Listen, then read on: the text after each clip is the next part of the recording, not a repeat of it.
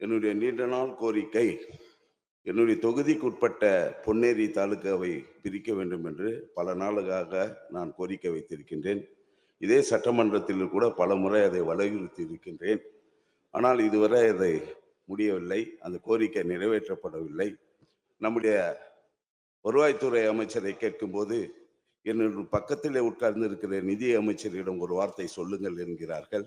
இருவரும் ஒன்றாக இணை பிரியாத நண்பர்கள், பக்கத்து மாவட்டத்தை சேர்ந்தவர்கள், அருகருகே உட்கார்ந்து கொண்டிருப்பவர்கள். ஆக ஒரு 5 நிமிடம் செலவு செய்து எனக்கு அந்த தாலுகாவை பிரித்து தர வேண்டும். அந்த தாலுகா 650 சதுர கிலோமீட்டர் பரப்பளவு கொண்டது. அது மட்டும் இல்ல, 232 ஊராட்சிகளை கொண்டது, 2 பேரூராட்சிகளை கொண்டது, ஒரு நகராட்சியை கொண்டது. மக்கள் தொகையும் ஏறக்குறைய 7லிருந்து 8 லட்சம் மக்கள் தொகையை கொண்டது. ஆகவே சில மாவட்டங்கள், புதியதாக பிரிக்கப்பட்ட மாவட்டங்கள்ல கூட அவ்வளவு ஊராட்சிகள் இல்லை என்பதை நான் அறிகிறேன். 8, 9 மாவட்டங்கள்ல 200க்கு மேற்பட்ட ஊராட்சிகளே இல்லை. ஆனா ஒரு தாலுகாவுல இவ்வளவு ஊராட்சிகள் இருந்து பெரிய பணிச்சுமை. அரசினுடைய திட்டங்கள் மக்களை அடைவதில் ஏகப்பட்ட சிரமம் இருக்கிறது. ஆகவே பக்கத்தில் இருக்கிற நம்முடைய நிதி அமைச்சர் நிதி ஒதுக்கி தந்தால் நிச்சயமாக அதை நிறைவேற்றப்படும் என்ற நிலை இருக்கிறது.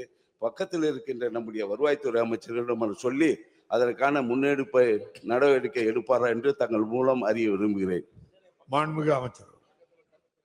மாண்புமிகு பேரவைத் தலைவர் அவர்களே, மாண்புமிகு உறுப்பினர் சுதர்சனனுடைய கோரிக்கை இந்த மன்றத்தில் பல உறுப்பினர்களால் அவர்களுடைய தொகுதியினுடைய சார்பிலே பல கட்டங்களிலே முன்மொழியப்படுவதை இந்த பேரவையிலே நானும் கேட்டுக்கொண்டுதான் இருக்கிறேன்.